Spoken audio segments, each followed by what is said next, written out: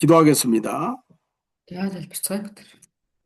우리 아버지 하나님, 이렇게 새날을 허락하셔서 감사합니다. Бидний эзэн бурхан минь биднэрт шинэ өдрийг та цоо шинэ эхлэлийг эхлүүлж байгаа талархая. 오늘의 주고자 하시는 말씀들을 통해 하나님의 은혜 가운데 승리하도록 도와주시옵소서. Эзэн минь өнөөдөр өгч байгаа таны үг биднийг таны дотор ялалт руу чиглүүлэх болтугай. 특별히 오늘 요한 2서의 말씀을 통해 우리가 진리가 무엇이고 또 거짓된 자들을 바르게 분별하는 지혜를 가지게 주시옵소서. Эзэн минь ялангуяа бид нэр 2 дугаар Иохан номыг үзэж байна. Энэ 2 дугаар Иохан номоор дамжуулаад үзэж байгаа эдгээр агуулгаас үнний талаар ойлгож, худал урмын талаараас ухаарч түүнийг бас мөн ялган чадах ийм чадварыг олоход туслаач. 이 시간에 같이 공부에 참여하는 모든 권속들 위해 주님이 함께 하시고 특별히 전기 나가서 이렇게 들어오지 못하는 남질마 하나님께서 은혜를 베풀어 주시옵소서. Эзэн минь энд таны үгийг сонсохоор шимтэн сууж байгаа. Таны цэрүүх нэгүртээ та хамт байгаасай. Бас ялангуяа одоогор орж ирэх гээд чадахгүй байгаа намжлага болон түүний нөхдүүдээс та бас мөн удирдлагыг бас буулгаж өгөөч. Цогны асуудлыг гэсэн бас шийдэх болтугай. 예수님의 이름으로 기도하옵나이다. Эзэн Есүсийн нэрээр залбирanгуйлаа. 아멘. 아멘. 오늘 요한 2서를 강의하도록 하겠습니다. За 2 дугаар Иохан ном дээр явж байгаа шүү дээ. 제가 잘 보이죠? 네. 가면서 제가 잘 보이죠? 네, 잘 보여요. 네네네.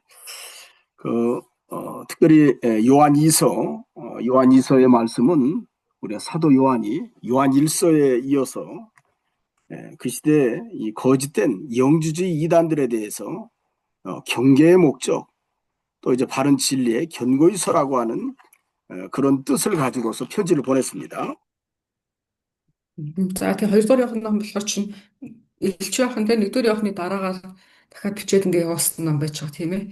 Ялангуяа үний юм шиг мөртлөө цаагаараа хүмүүс эргэлзээ төрүүлсэн хүний бодол ингээд илүү голчилсан ийм нөгөө худал хуурмгууд одоо дахин сэргийлээч гэсэн ийм мэдээллийг өгөх гээд явуулсан баг. 여기 1절 말씀에 장로인 나는 택하심을 받은 부녀와 그의 자녀들에게 편지한다고 그랬습니다. 2 дугаар Иоханы эхний нэгээс нэтлээ харах юм бол ахлагч би гэж хэлж байгаа тий. 여기 사도 요한이 자신을 장로라고 얘기했습니다.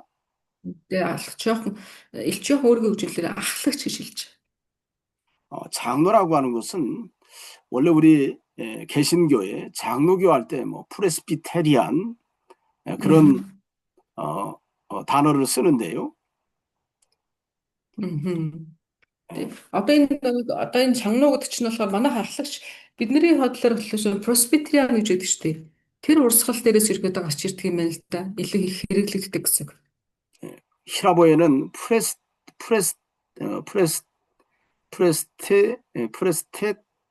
프레스테리오스라고 돼 있어요.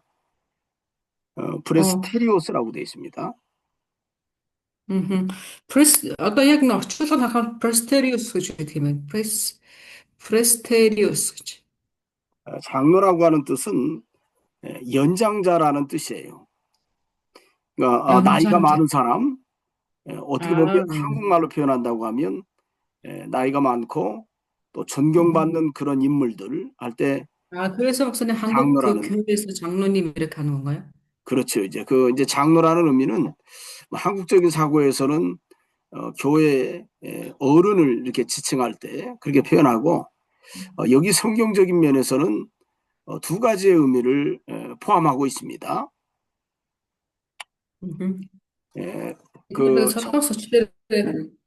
солонгосын чуулгануудад нэг 장로님 гэж зөндөө байдаг байхгүй. Тэгээ бид нар тэрийг сайн мэдэхгүй ямар ч нэг ахлагч хүн байна да, нэг үйлчлэгэл хүн байна да гэж тэгж боддог. Тэгээ яг нэг ахлагчиж орчуулдаг л да. Гэхдээ яг энэ дээр харах юм бол Ер нь бол чангано гэдэг одоо энэ ахлагч гэж Монгол Библиэр орчуулж байгаа. Солонгос Библиэр болохоор чангано гэж орчуулж байгаа. Энэ агуулга болохоор нас жоохон өндөр тий. Тэгээд хүндлэл хүлээсэн тийм хүмүүсийг ахлагч гэж хэлэхдээ чангано гэж дууддаг юм байна. 자, 여기 두 가지인데 첫 번째로는 교회의 지도자로서의 장로라는 표현입니다. Мгм. За тэгээ яг тэрийг харах юм бол яг энэ ахлагч гэдэг үгийг бас яг Христ юу шашин талаас нь харах юм бол хэдүүлээ хоёр боож үзэхээр байгаа байхгүй. Нэгт нь болохоор цуглааны одоо удирдагч одоо настай хүнийг хэлж байгаа. 어찌 보면 교회 지도자가 되느냐고 하면 진리에 있어서 흔들림이 없이 바르게 서 있는 인도자. 이렇게 생각하면 그 내용을 이해할 수 있습니다. Мгм. Тэгэхээр мэдээч хэрэг одоо хүндлэл хүлээсэн гэдэг чинь тийм ээ ямар нэг ингээ хэлбэрүүд байхгүй тий үнэн дээр бац өсдөг тэгээ бас ингээд юу тийм одоо хин нэг хүн асуудал гарлаа гэхэд түүнээр очиж шийдвэрлэх одоо харилцан зөвлөгөө авах ч юм уу тий ийм боломжтой гэсэн утга хэлж байгаа. 그래서 사도 요한은 자신에 대해서 장로라고 이렇게 표현할 때 내가 어떻게 보면 교회 지도자로서 바른 진리를 너희에게 가지고 인도하는 사람이다. 라는 мгм. 개념으로 장로인 나는이라고 이렇게 표현했던 겁니다. Тэгэхээр магадгүй нөгөө элчийнхэн одоо өөрийгөө би ахлагч гэж ярьж штэ тий. Тэгэхээр энийг хэдүүлээ дахиад одоо саяны тайлбаруудтайгаа хамтраадгаад үзэх юм бол үгээр за би таадыг бодвол тодорхой хэмжээний настай тий. За тэгээд бас надад ингээд би холбоод байхгүй таадыг удирдах боломжтой ийм хүн шүү гэдэг одоо мессежийг өгөөд бангууд ахлагч гэж хэлсэн бахаа гэж бодож байна. 자, 두 번째로는 모범적인 어떻게 보면 인도자로서의 장로라고 표현하는 겁니다. 그러니까 예를 든다고 하면 교회의 어떤 신앙이나 그 믿음에 있어서 본을 보이는 사람, 그런 의미로 장로라고 이렇게 말한 겁니다. Мгм. За одоо хоёр дахь нь болохоор ахлагч гэдэг утган дээр юу явдаг гэхээр үлгэрлэгч гэсэн юм агуулга явдаг гэж. Одоо 그래서, үлгэр дуурайл үзүүлэгч. Тэгээд итгэлийн хувьд ч тэр тэ одоо эзэн ба бүтээн өөр бурхантай харилцааны хувьд ч тэр тухайн хувь хүний төлөвшлөхийн хувьд ч тэр үлгэрлэгч гэж яддаг. Ийм 그래서 утгаар хэлж 과거에, байгаа. 과거에 한국에서는 교회 장로님 하면 아주 존경을 받았어요. 그리고 성도들도 그 장로님을 본받아서 신앙생활을 했습니다. Мгм. Тэгээ одоо чуулган дээр ч юм уу чанганаа гэдэг одоо тийм хүн гэх юм бол ийм бодгоо байхгүй үйлгэрлэгч те тэгээ бас нөгөө талаараа яг хөдлөшгүй те бас нэг ахлагч те ийм хүнийг хэлж байгаа гэсэн үг. Тэгэхээр ахлагч солонгос цуглаанд болохоор чинь залуу хүмүүс магадгүй би чанганаа гэх юм бол өө өстэй мундаг хүн биш те гэж ингэж хүлээж авдаг ийм гэсэн үг. 몽골에도 장로 직분을 주죠. 그래요? Монгол 예. бас ийм чангуу гэж ийм одоо ахлагч гэсэн ийм өгдөг гэж байгаа байхгүй. 음. 그러면서 교회에서 뭐 장로라든지 집사라든지 직분을 주지 않나요? 아닌 것 같은데요. 우리가 네, 몽골에 정확하게 그런 건 없어서 저도 잘 네, 집사, 전도사, 장로 이렇게 하니까 잘 몰랐었거든요. 근데 네, 일단 전도사 하면은 일단 복음에다가 복음을 전달할 만한 그런 사람이고 네, 집사라면 그래도 집사는 우리 사실은 우리 그 장로급으로 생각을 하는 것 같아요. 근데 장로하고 집사로 이렇게 보면은 네, 어, 장로는 나이가 많은 분이고 그래도 집사님들도 나이 많은 분들도 계시죠, 목사님. 네. 그러니까 그래서 한국에서 오는 그 여러 그 명칭들은 몽골에서 번역할 때 일단 다 모두 다 이렇게 여기 한국 몽골 그 성경으로 쓰여져 있듯이 모범적인 어 뭐랄까요? 아, 신앙적인 좀 면에서 모범을 보이는 그런 분들 그렇죠. 뭐 그렇게 예. 이해하면 가장 쉬울 겁니다. 음. Тий. Манай Монголд ч болохоор чинь нэг тусгай ийм одоо юу байдгүй шүү дээ. Үйлчлэгч байна. Тэгээд ахлагч гэж нэг ийм хоёр л юм зэрэгт байгаа гэдэг шүү дээ, тий. 그러나 여기 또 이제 장로는 교회사적인 측면에서는 두 가지의 의미를 갖고 있습니다. 하나는 교훈 장로가 있고 하나는 또 치리 장로가 있어요. 교훈. 교훈장로, 치리장로 이렇게 장로교에서는 장로의 직임을 나누고 있습니다. 음. 교훈이라고 하면 오늘날 목사는 교훈과 치리를 같이 겸직을 합니다. 쉽게 표현하면 말씀을 가르치는 것을 교훈이라고 얘기해요. 말씀을 음. 가르치는 사람, 또 그다음에 교회 모든 전반에 있는 문제를 갖다가 해결하는 사람. 그래서 음. 성경의 사도의 직분이 바로 그런 직분을 갖고 있습니다. 그래서 음. 장로라고 하는 개념은 오늘날 어떻게 보면 목사도 장로에 속해 있는데 목사는 음. 교훈과 치리를 겸하고 있고 그다음 일반 평신도가 장로가 될 때는 그냥 교회 행정이라든지 목사를 도와서 사역을 감당하는 치리적인 측면에서 그저 장로라고 이렇게 한국에서는 그렇게 좀 직임에 대해서 얘기해 놓고 있죠. 네. Тэгэхээр нэг одоо тэр чангуу гэдэг болохоор Солонгост манай Монголд ингээд нэг яахгүй зүгээр бид нар бүгдээрээ ер нь бол ахлагч гэж ингээд орчуулчтэй. Ахлагч гэдэг нь бидний хувьд болохоор чинь тэг тодорхой хэмжээний үлгэр дуурайл авах хойц тэг итгэл хүлээсэн. За тэгээд тэсний үгээр болон өөрийнхөө амьдралаар ч гэсэндээ итгэл хүлээх хөөц ийм хүмүүсийг ингээд хэлдэг шүү дээ тэг. Солонгост болохоор чинь одоо энэ чангуу гэж ярьдаг тэр дотор нь пасторууд ч гэсэн ордог гэж байгаа байхгүй юу. Тэгэхээр тэр чамнуу гэдэг тэр юуг нь зэрэг дэвийг нь гэх юм уу?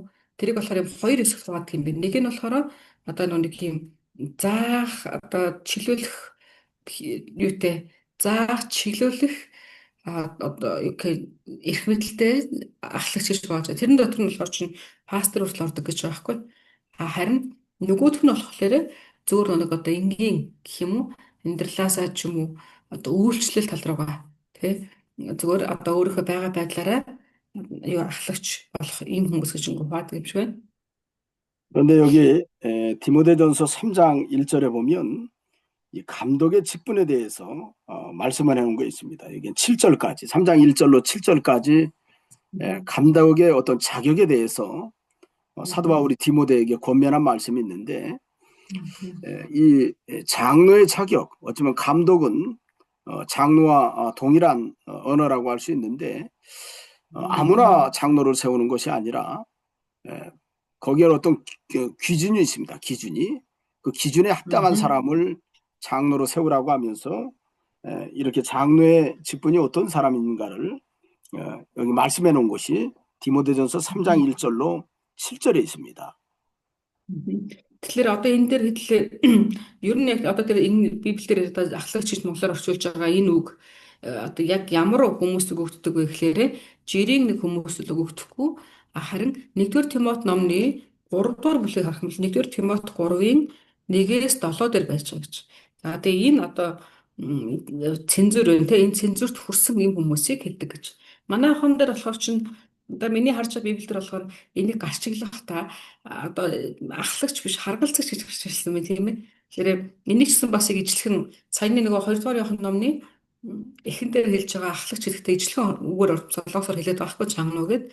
Гэтэл яг тэрийг ингээ харах юм бол манай монгол хэллэн дээр болохоор чинь харгалзагч гэж нэ орчуулагдаж байна. Нөгөө талаар нь ахлагч гэж бас нэ орчуулагдаж байна гэсэн. 거기 한번 읽어보세요. 디모데전서 3장 1절. 1-ээс 7-г унших 3-ын 7절 말씀까지 한번 읽어보세요. 네. Энэ бол итгэмжит үгэ. Хэрв хэн нэгэн нь харгалзагч болохыг эрмэлзвэл тэр сайн ажил хүсэж байна. Тиймээс харгалзагч нь өөсөөгүй нэг их нэрийг нөхөр бие барьдаг, хэрсүү, хүндэтгэгдсэн зочломт гой ба заах чадвартай. Барсанд үл шимтэгч зодоонч биш, харин дүлгэн, хэрүүлж бус, мөнгөнд шуналгүй, өөрийн гэрийг сайн захирдаг, бүхий л хүндлэлт ор хүүхдүүдэд захирдаг байх ёстой. Хэрв хэн нэгэн өөрийн гэрийг захирч мэдэхгүй бол хэрхэн Бурхны чуулганыг халамжлах юм бэ? Шин итгэгч байж болохгүй. Эс бөгөөс бие тоон диаволын шүүлтэнд унах вэ? Тэрээр буруутгалд хийгээд диаволын мөрхөнд орохгүй тулд гадна байгстын зүгээс сайн гэрчлэлтэй байх ёстой. 자, 여기 감독의 직분, 장로의 직분, 또 목회자의 직분은 여기에 기준을 둡니다. 그래서 상당히 엄격해요. 그래서 우리가 일반적으로 이런 기준을 가지고 한국에서도 이런 어떻게 보면 장로라든지 목사라든지 이런 사람들을 세워나갑니다. Одоо энэ дээр харах юм бол хэдүүлээ нөгөө одоо тэр чагнуу гэж ярьж байгаа ахлагч нар те эсвэл нөгөө одоо эзний ард түмний өмнө гараа зогсоо тодорхой хэмжээний үг хэлэх хэмжээний те удирдах хэмжээний ийм хүмүүс. За тэднийг одоо энэ Тимот номны 3:1-ээс 7 дээр байгаа энэ цэнж жишгээр ингээ хардаг гэсэн.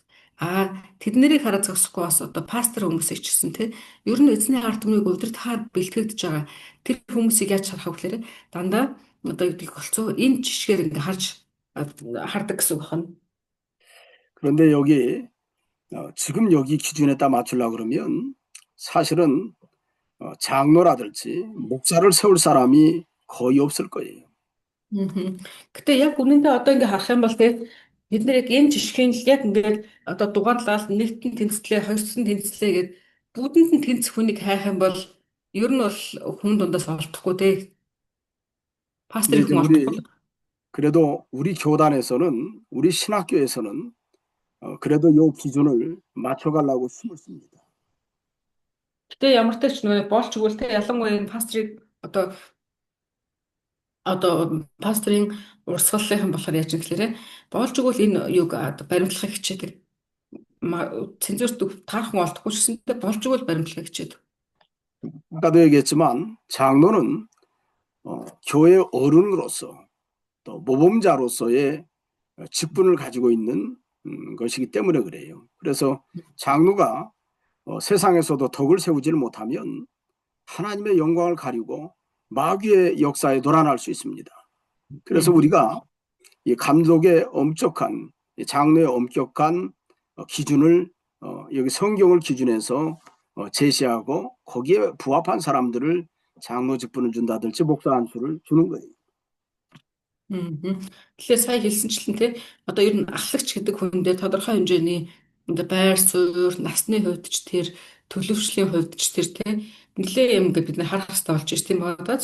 За тэгэн гутаа тэр утгаараа чуулган ч гэсэндээ бас нэг одоо хин нэг хүнийг танилцуулах гэхээр энэ бол одоо юу гэдгийг ахлагч гэдэг ч юм уу те за эзний арт түмнүүдийн тодорхой хэмжээний өмнө зогсдог хүн гэж чигээр танилцуулах юм бол одоо хүмүүс ч гэсэндээ энэ 1-7 дээр байгаачлан энэ хэмжээнд тодорхой хэмжээний дөц чочдог ойрхон очдог хүн байна гэж ингээд ойлгодог гэсэн үг. 그리고 여기 장로가 사도 요한이 누구에게 편지를 보내느냐면 택하심을 받은 부녀와 그의 자녀들에게 편지한다고 그랬죠. За тэгэнгүүт одоо хэдүүлээ за 2 дугаар явах ном руу очих юм бол энэ дээр үсгэлээр ахлагч би сонгогдсон эзэгтэй ба хүүхдүүдэд нь илгээвэ гэсэн мэсэн. 그러니까 지난번에도 제가 설명했던 것처럼 택하심을 받았다고 할 때 여기 사도 요한이 편지하는 여기 부녀는 사실은 어머니와 딸을 얘기한다고 그랬죠.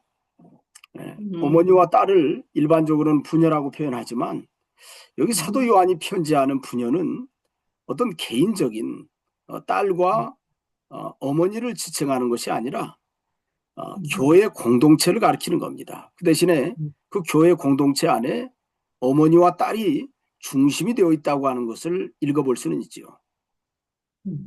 За тэгэхээр энэ дээр болохоор сонгогдсон эзэгтэй ба хүүхдүүд гэсэн тийм ээ. Гэтэ энэ дээр ганцхан хүүхдүүд гэсэн байгаа даа. Пастор болохоор охин гэж яриад байхгүй ээж ба охин гэж ярьж байна гэж байгаа гэж байна. За ерөнхийдөө бол ээж ба охин гэдгээр нь хэдүүлээ харах юм бол энэ дээр юу гэж нэрлэж чинь онцгойлон нэгэн юу гэдгийг нэг эмэгт ээжүүд охтуудад хэлээд байгаа юм ерөөсөө биш.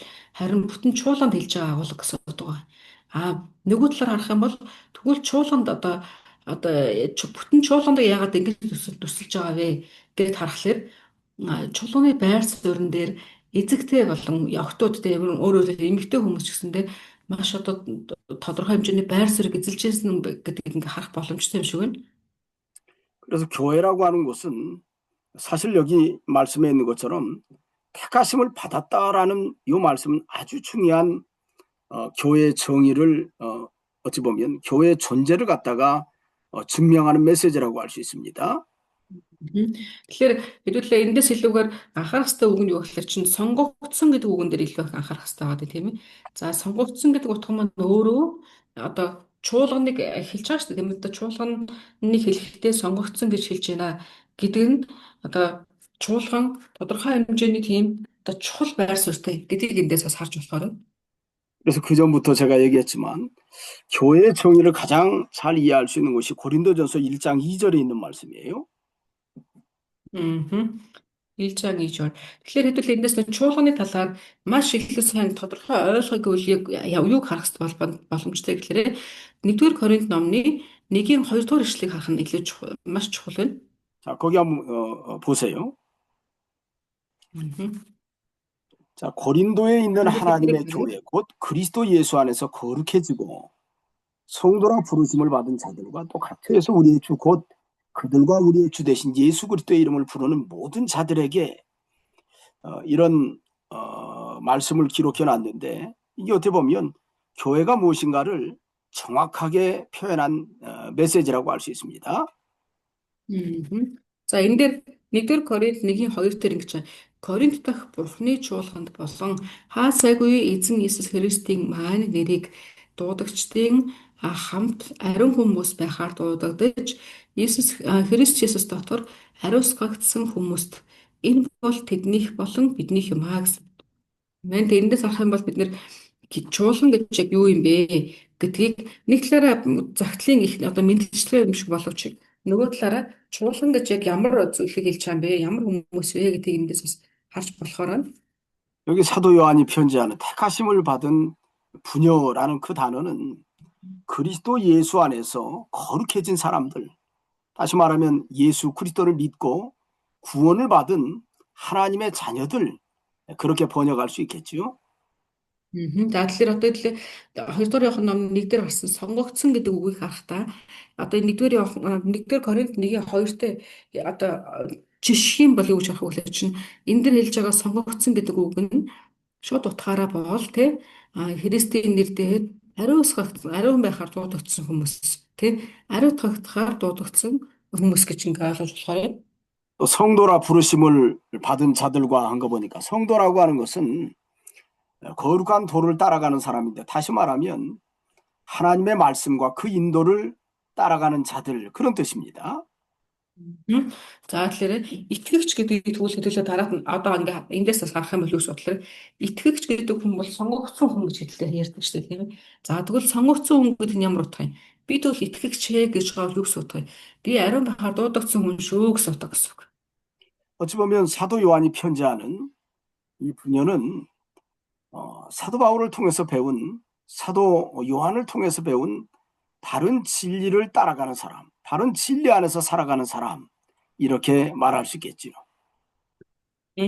За тэгэхээр нөгөө талаар нь харах юм бол одоо юу гэдэг хинэстэй элч яхан сах юм бол өөр тэгэд хүмүүсийн мэдгээс өөр тэр үннийг мэдэх гэж өөр үнэн дотор байхаар дуудагдсан хүмүүс гэж ингээ ойлгож хэлж болно гэсэн.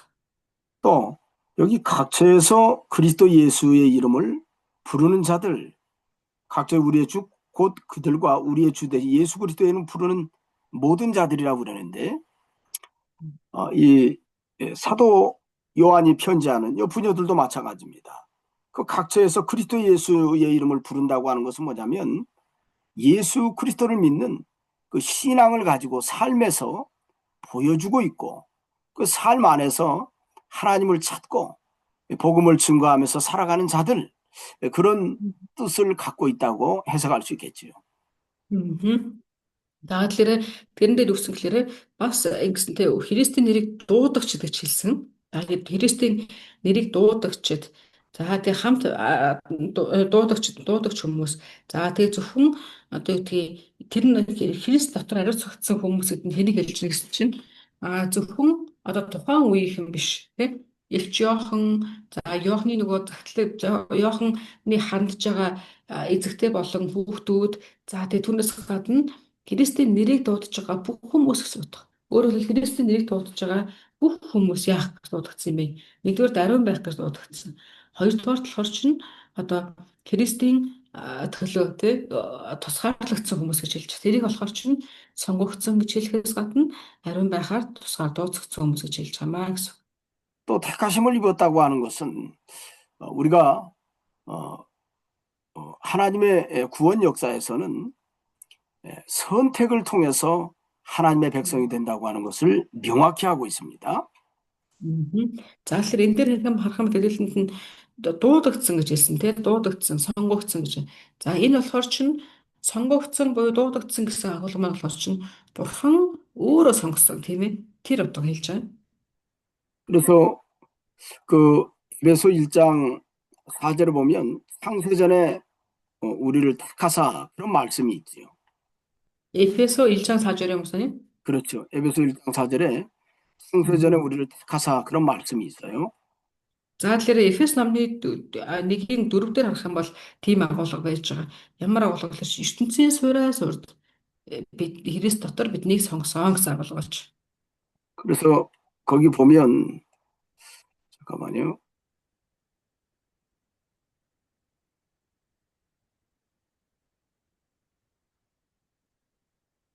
그래서 여기 창세전에 우리를 택하사라고 할 때 사도 바울은 항상 그의 서신을 통해서 우리를 예정하사 또 미리 아신 자들로라는 이런 단어들을 통해서 하나님의 백성은 하나님의 선택에 의해서 구원을 받은 사람들이다라는 것을 명확히 하고 있습니다. За тэгэхээр эндээс харах юм бол Илч Паулд бас юу гэсэн хэлж чинь Бурхны одоо тэр эртнээс Бурхан өөрийнхөө хүмүүсийг эртнээсээ сонгодог, эртнээс төлөвлөдөг. Тэгээ бас тэрийг бид нэр яг түүнийг бас тодорхой мэдчихэдэг гэдэг бас эндээс харж болохоор байна. 그렇기 때문에 우리가 어떻게 보면 하나님의 백성으로 살아가는 선받은 사람이라고 하는 것은 철저한 하나님의 은혜로 말미암아서 구원받은 사람들이다라는 것을 선포하는 메시지라고 할 수 있겠지요. Тэгэхээр бид нарыг яах вэ? Бид нар ч гэсэн бүгдээр те сонгогдсон хүмүүс, за хайрыг авсан хүмүүс гэх мэтчлэн ингээ утгуудаар бид нарыг тодорхойлдог. Тэгвэл эдгээр тодорхойлтуудад нь юу ярьж байна вэ? Тэгэхээр нөгөө талаараа бол бид нар тусгайлан бурхнаар ингээ мэдэгдсэн хүмүүс ээ гэдгийг ингээ хэлж өгсөн. 사도 요한이 이 택하심을 받은 부녀, 어찌 보면 교회 공동체에 편지할 때 이런 표현을 씁니다. 내가 참으로 사랑하는 자요 이런 표현을 써요. За тэгэхээр энэ дээр харах юм бол нэгдүгээр хоёрдугаар явахны нэгдүгээр хэсгээс дахиад юу болчих чинь үнэн дотор хайрладаг би үнэхээр хайртай нэгэн гэсэн агуулга хаана юм? Эцэгтэй ба хүүхдүүд нь илгээв. Би зөвхөн би ч биш үнэнийг 여기 참으로란 단어, 요한이서 1장 2절에 참으로란 단어는 진실로, 어찌 보면 뭐 한국말로 얘기하면 진짜로 이런 어떤 표현이라고 할 수 있어요. 내가 진심으로 사랑하는 사람이다. 그렇게 사도 요한이 말한 겁니다. За хоёрдугаар явах нэг дээр энэ чинь тийм ээ. Үнэнийг мэддэг бүгд та нарыг үнэн дотор хайрладаг гэж хэлсэн. Өөрөөр хэлбэл үнэн дотор хайрладаг буюу энэ нь болохоор юу гэсэн үг вэ? Жинхнээсээ одоо нөгөө нэг тий бүр чин сэтгэлээсээ ингээд хайрладаг шүү гэдэг нь хэлж өгч байгаа гэсэн үг. Тэр хүмүүсийг тий. 왜 사도 요한이 그를 참으로 사랑할까요? 여기 1장 4절 말씀 한번 보세요. За нэгэн дөрвийг хараа тэрэн дээр үгж өглөөч яагаад одоо үнэхээр тийм хайрлаж байгаа юм болоо гэхлээр энэ дээр болохоор ч 자, 1장 4절 한번 읽어보세요. за 요한이서 1장 4절. хоёрдугаар явах нь нэгэн дөрвийг унших чинь эцгээс бид тушаал хүлээн авсан шиг хүүхдүүдийн чинь зарим нь үнэний дотор явааг мэдсэндээ би их баярлсан гэсэн.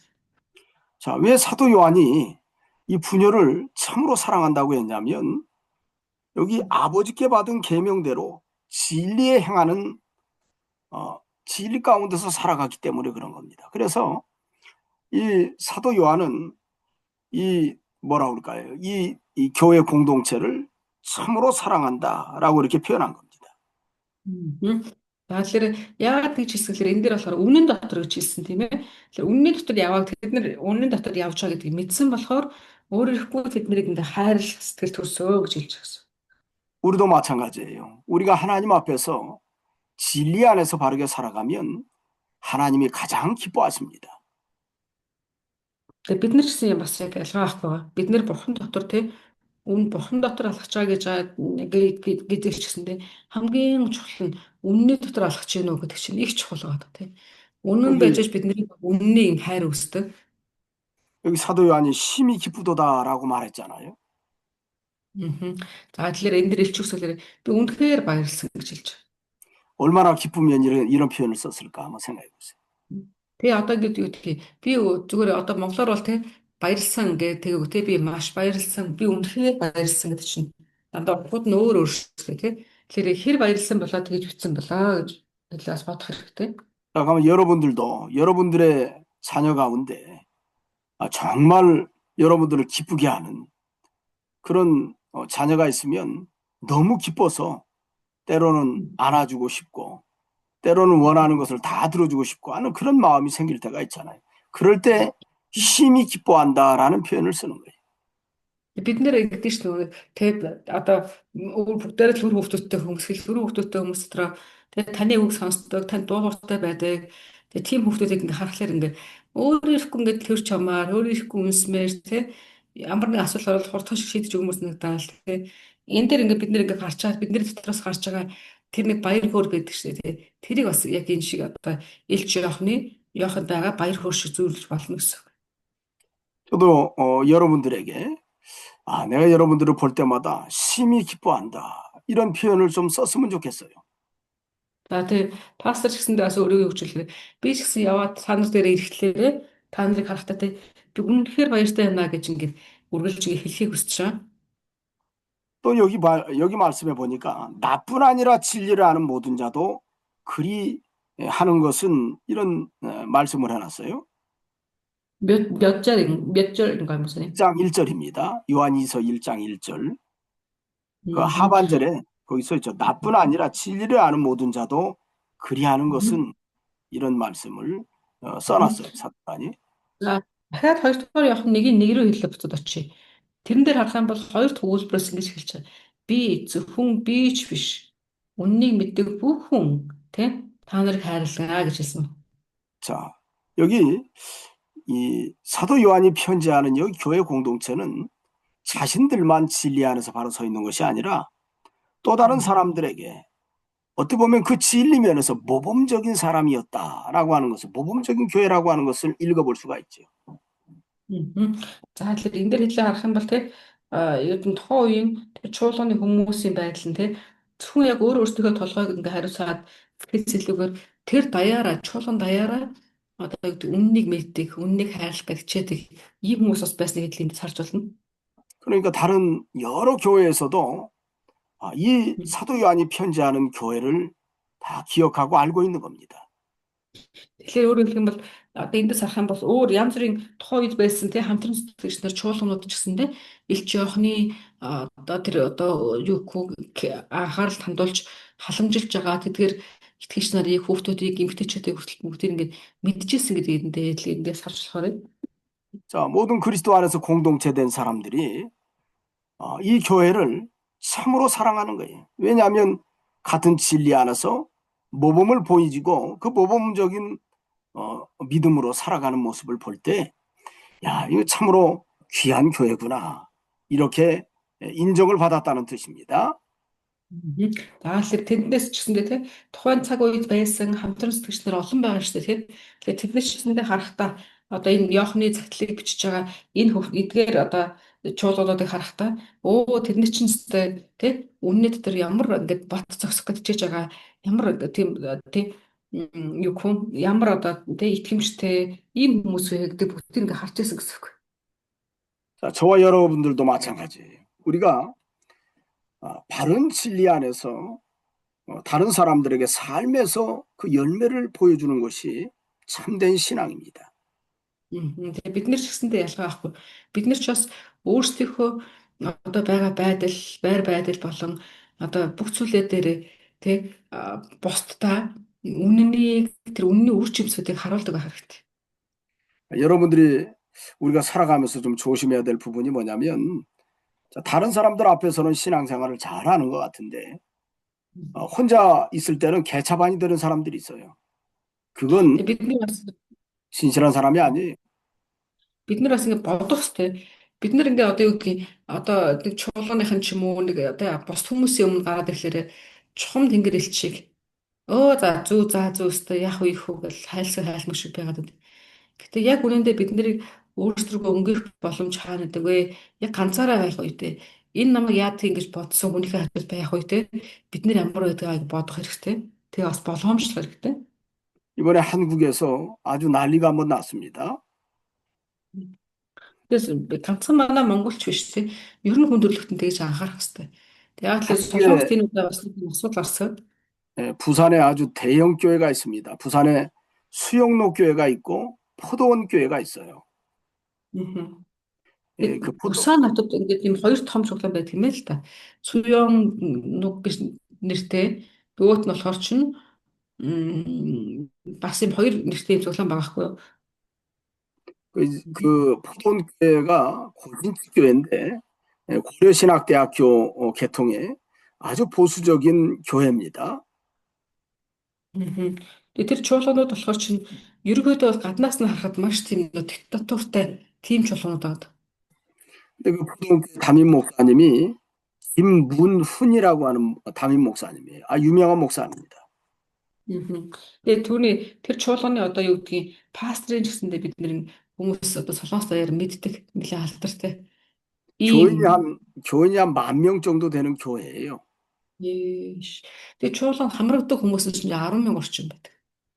근데 그 목사가 유튜브에 이번에 난리가 난 것이 그 목사가 이 교역자들, 부교역자들에게 또 교인들한테 심한 욕설을 하는 거예요. 심한 욕을 하고 말할 수 없는 욕들을 합니다. 뭐 도끼로 뭐 머리를 뭐 쪼개 죽인다는 듯 뭐 한국에 Ээ. 막 듣기 싫은 심각한 욕들을 많이 했어요. 그 성도들한테요? 성도들, 직분자들, 대부분 직분자들한테 부교육자들이라든지 직분자들한테. 전도사님들에게 장로, 그렇게 욕을 많이 장로. 했는데 뭐 2년 전년 찾는 건 보통이고 막 놈자도 쓰고 막 S자도 쓰고 막 아주 보통 심각한 말을 하는 사람이 아니에요. Тэгээ яг хөө тэр хүн яасан гэсэн чинь нэг одоо чирийг нэг итгэж хүмүүс дээр болохоор зүгээр байгаад үү. Гэтэл яг нэг ойр хавьтанд байдаг одоо юу гэдгийг үйлчлэгч ахлагч нар биш үү? Одоо манайхаар бол удирдагч нар гэсэн үг шүү дээ тий. Тэд нартай болохоор нөгөө төчөөс жинхэнэ цагаа гаргаж ирсэн тийм бичлэг YouTube дээр тавигдсан юм. 자, Гэсэн чинь 그로 тэднэр 인해서 дээр болохоор юу ярьж гэсэн чинь одоо нөгөө нэг чиний нөгөө нэг хүмүүсийн хэлдэг чинь нөгөө нэг манайхаар бас янз бүрийн хараалыг хэлж байгаа гэж шүү. Хүний амнаас гарахааргүй янз бүрийн үгнүүдийг хэлээл гөлөөнийхөө оронд удаал. 그로 인해서 한국 교회가 아주 너무 그냥 부끄러운 교회들이 되어버리고 말았어요. 그 Тэгээ 대형 яг одоо 교회의 그 잘못된 모습 때문 하나가. Одоо тэр харах юм бол одоо юу чинь тэрний талаараа тэгэд манайх бол тэр шинжлэлийн зөв урсгалын чуулган гэл ингээд ярьж байгаа л хэл та. Гэтэл яг бодит байдал дээр харахаар гаднах шиг тэр одоо юу гэдэг хүмүүс л гаднаас нь ямар том чуулган ямар олон хүн хамрагдгийг тэгээ яасан лагийн гэж харж ирсэн боловч доторх нь ингээд одоо айгүй тийм онцгой байгаа гэдэг нь ичхүртээр мэдэгдсэн ийм үйл явдал боллоо. 그가 진리 안에 산다고 아주 자부하는 목사였지만 실제 그의 얼굴을 들춰보니까 이 사람은 진실한 사람이 아니었습니다. Тэгээ яг ингээд одоо амьдрал дээр нь харахаар зүгээр чухам лаг тийм хүндлэл хүлээсэн ийм пастор хүн байгаа. Гэтэл бодит байдал дээр нь харсан чинь зүгээр сайхан дураараа одоо тийм байгаа байдал нь илчлэгдсэн байх нь. 우리도 이런 모습들을 아주 조심해야 됩니다. 하나님 Эдгээр 앞에서 болгоомжлох хэрэгтэй. 교회가 막 술판을 벌인다든지 또 목회자가 막 담배도 피고 막 술도 먹고 정신없는 사람들, 음행죄도 짓고 그런 사람들은 하나님의 심판을 받습니다. 그건 여기 요한 2서에서 사도 요한이 얘기하는 진리 안에서 살아가는 사람이 아니고 모든 사람들이 인정할 만한 사람이 될 수 없다는 것을 명심해야 돼. Мгм. Тэгэхээр бид нэр тэр одоо юунаас одоо юу гэх юм маш ингэ болгоомжлох хэрэгтэй. Тэгээд одоо юу гэдгийг бодит байдал дээр юу байдаг юу гэдгийг бодит байдал юу хоёр шал өөр байгаад гэж болохгүй гэсэн үг тийм. 자, 여기 사도 요한이 편지하는 이 교회 공동체가 아까 진리를 아는 모든 자도 그리한다고 하면서 2절 말씀에 우리 안에 거하여 영원히 우리와 함께할 진리로 말미암음이로다 이렇게 말씀을 했어요. За тэгэнгүүт яаж юм гэхэлэр чинь одоо юун дээрс тий бид нэр иймэрхүү зүйлүүдээс болгоомжлох хэрэгтэй. Гэхдээ харин элч яг юу гэсэн бэ? Тэгэхээр үнэн дотор үннийг хайрладаг хүмүүсийг харахтаа би үнэхээр баярлалаа гэж хэлж. 자, 이 사랑받는 이 교회는 어찌 보면 진리 안에서 그가 아주 견고히 서 있습니다. Аа. За тэгэхээр тэр одоо үнэн дотор бат зогсох гэж хичээж байгаа тэр чуулганууд яадаг вэ? Маш ингээд нэг хайр дотор ингээд харагддаг. 여기 진리라고 하는 것은 두 가지 의미의 진리를 포함하고 있어요. За энэ дээр үнэн гэдэг зүйлийг хэлээ харах юм бол хоёр янзын одоо агуулгыг харж болно. Үнэн гэж яг юу гэлж байгаа тэр? 첫째로는 예수 그리스도에 관한 바른 진리를 이야기합니다. За эхнийх нь болохоор чинь эзэн Есүсийн тийм эзэн Есүс одоо байгаа оршиж байгаа үнний тэр одоо юу одоо туйлын үнэн хэлж байгаа гэсэн үг. Эхнийх нь. 다시 말하면 예수께서 육체로 세상에 오셨다고 하는 것을 동정녀 탄생을 통해서 이 땅에 육체로 오셨다고 하는 그 진리에 대해서 포함하고 있습니다. 여기에서. За тэр туйлын үнэн гэдэг дээр нь юу орчин гэхээр Илч Паулийн эзэн Есүсийн төрсөн болон одоо тэр төрөх үйл явц те одоо Мариагийн дуулууртай байдлаас ахуулаад эзнээс бичигдсэн бүх зүйлүүд орчин гэсэн үг. 그래서 기독교의 바른 진리 5가지를 이야기할 때 제일 먼저 삼위일체 하나님, 삼위일체 하나님에 대해서 이야기하고 그 다음에 동정녀 탄생을 얘기합니다. 두 번째가 тэгэнгүүт одоо тийм байна л да. Христийн яг онлоор харах юм бол тэр нэг туйлын үннүүд гэж ярьж байна тийм ээ. Тэр үннүүд дотор болохоор ч 5 үнэн байгаа гэж үздэг. 그다음에 세 번째로는 그리스도의 십자가에서 죽으신 대리적 속죄를 얘기합니다. За тэгэнгүүт тэрийг нь хэлүүлээ одоо харах юм бол яаж л чинь нэгдүгээрт нь болохоор хамгийн ихнийх нь болохоор чинь гурвал бурхан гэж үздэг юм. 그다음에 За хоёр дахь нь Мариагийн 네. 네 번째로는 그리스도의 부활을 얘기해요. 그리스도의 부활. 그다음에 다섯 번째는 그리스도의 재림을 얘기합니다. тэгэнгүүт тэр туйлын үнэн гэдэг зүйл нь 5 зүйл байгаа. Би тэрийг нэг бүрчлэн хэлж байна. Нэгт нь болохоор гурвал бурхан. 이건 하나님이 세우신 ариун донгон Мариас мэндэлсэн гэдэг энэ бас үнэн. За гурав дахь нь болохоор чинь Христийн өвхөл орж ирж. 이건 하나님이 세우신 진리입니다. 아하. За тэгэнгүүт дөрөв дэх нь болохоор чинь амьлалт орж ирж. За тэгээд тав дахь нь батин гэрэлт орж ирж гэсэн. 성경에 있는 대로 바르게 해석하는 것이 방금 죄송하지만 저 지금 이자야 그 재림에 대해서 말씀드리고 있고 다섯 번째는 재림이고. Тэгэхээр ойлгосон тав ойлгосон тий? Дөрөвт нь За нэгдүгээр нь гурвал бурхан. 자, хоёр дахь нь онгон байраас мэндэлсэн. 이걸 기독교의 5대 교리라고 얘기합니다. дөрөв дэх нь амьлалт. Тэгээд тав дахь нь дахин ирэлт. За эдгээрийг болохоор ч юу гэхээр Христийн чуулганы тий туйлын 5 үнэн гэж хэлж. 자, 이걸 기독교의 5대 교리라고 그래요. Энийг болохоор бас юу гэхээр одоо Христийн шашны одоо 5 тий одоо онол гэж хэлж. 5 чухал онол гэж хэлж. 자, 이것을 성경적으로 바르게 해석해야 됩니다. Гэтэ бид нэр эдгээрийг одоо тайлбарлахдаа яах ёстой гэхээр Библиэлд үндэстэйгээр тайлбарлах хэрэгтэй. 성경적으로 바로 해석하는 걸 진리라고 얘기하는 거예요. Тэгээ Библиэлд үндэслэл тайлбарлаж тэр тайлбараа бид нэр яаж хэлж гэхээр энэ бол үнэн суурьтай гэж хэлж байгаа гэсэн үг. 또 어찌 보면 그 진리는 결코 변치 않습니다. Тэгэхээр бас нэг туйлын үнэн гэдэг нь ямар утга юм? Тэр үнэн гэдэг зүйл чинь хувирахгүй өөрчлөгдөхгүй гэдэг хэлж. 그 진리로 인해서 우리가 구원을 받았고 우리가 Тэгээ 하나님의 энэ 백성이 үннээс 되었어요. тэр авралыг авсан. 네. 그래서 여기 2절 말씀 다시 한번 읽어보세요. 우리 За 안에 тэгвэл 거하여. 자, 우리 안에 거하여라는 말은 자, 우리가 이 진리로 말미암아서 하나님의 백성이 되었다라는 뜻입니다. за одоо энэ дээр хоёр дахь нэгийн хоёрлоо хэдэл орчих юм бол энэ дээр юу гэхэлэр чинь бидний дотор байгаа бөгөөд бидэнтэй үүрд хамт байх үнэнний төлөө юм гэсэн агуулга байна. 사도 요한이 편지하는 이 교회가 그 진리 안에서 구원을 받았다라는 거 명확히 한 거죠.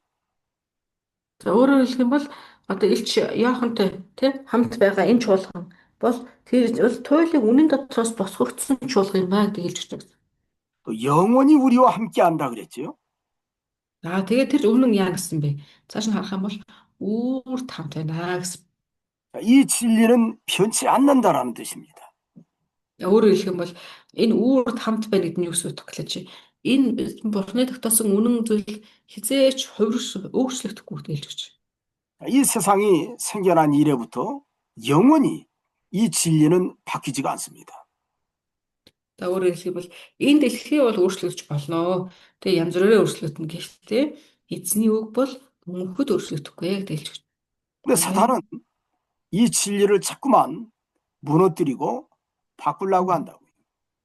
Тэгээ муу нэг нь бол яадаг. Энэ үннийг тэ өөрчлөх гэж үзээд байгаа тий. Янз бүрээр ингэж яадаг, үздэг. 그 사단의 종들이 있습니다. 사단의 종들이 끊임없이 이 진리를 무너뜨리려고 하는데 우리가 그것을 경계해야 돼요.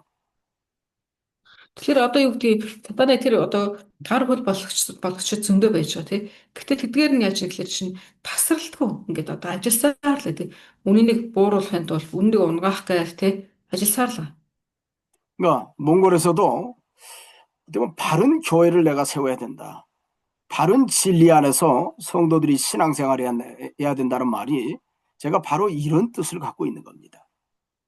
Тэгэхээр бид нар харах юм бол бид нар одоо гэдэг Монголд бидний хэдүүлээ зөв суурьтай тэр чуулганы байрах хэрэгтэй байна. Зөв зүйлийг нөх хэрэгтэй байна. Гэвч ярьж байгаа нь юу гэсэн үг вэ? Энийг хэлээд байгаа гэсэн үг. Зөв суурьтай гэдэг нь юу юм? Үгэн дээр суурилж байгаа. Энийг хэлж байгаа гэсэн үг. 그러니까 저와 여러분들도 이렇게 바른 진리를 찾아서 바르게 우리가 신앙생활하도록 지도하는 것, 이것이 참으로 중요하다고 하는 것을 우리가 명심해야 됩니다.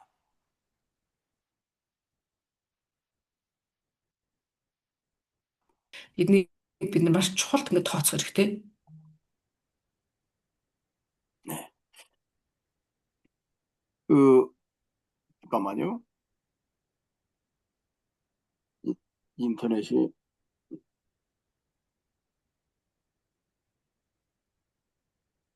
네.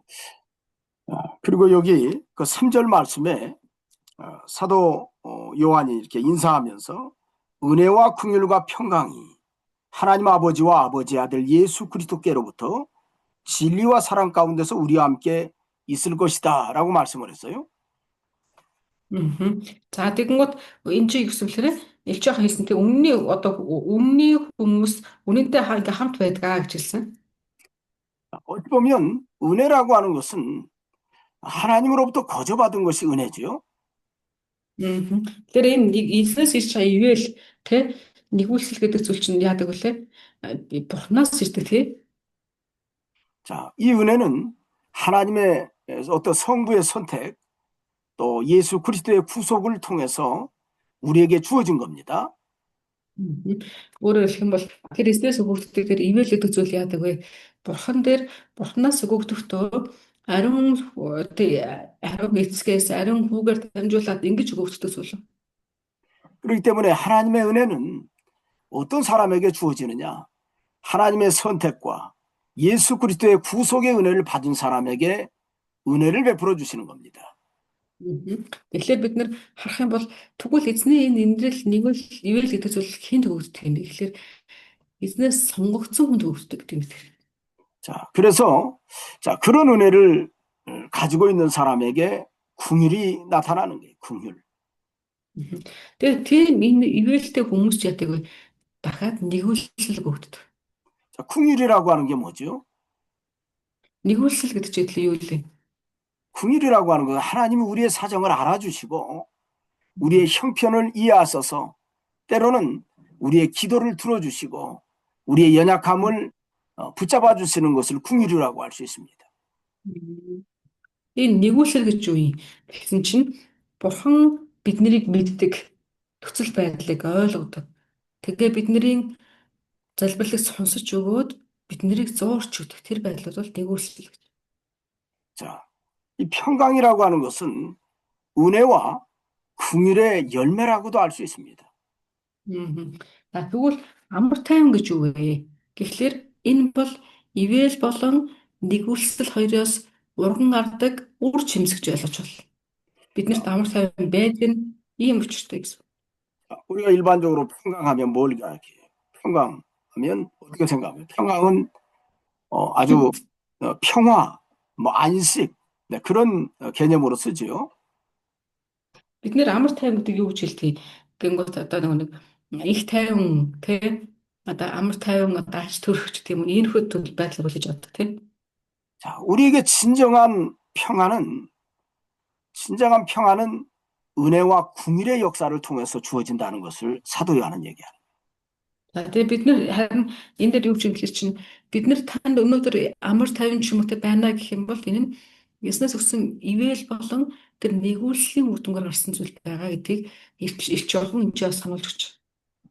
그 은혜와 긍휼의 역사는 죄로부터 자유하고 사단의 역사로부터 자유할 때 나타나는 역사예요.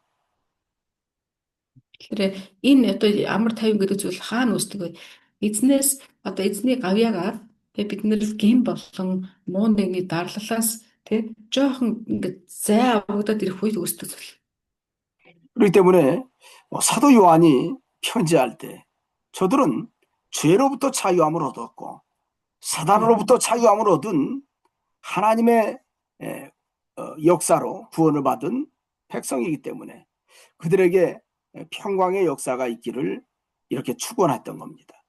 Тэгэхээр биднэрт одоо юу шинэлэр чинь нэгүүлсэл болон өршөөл гэсэн тийм та амар тайван гэдэг зүйл дээр яригдж байгаа тийм энэ бүхэн юунаас үүсдэг юм бэ? Тэгэхээр одоо тэр амар эрхчлөө гэдэг зүйлээс эрхчлөө нь болохоор чинь муу нэгний одоо тэр дарамт хүлээс тийм энээс гарах үед үүсдэг зүйлээ гэж хэлж байна.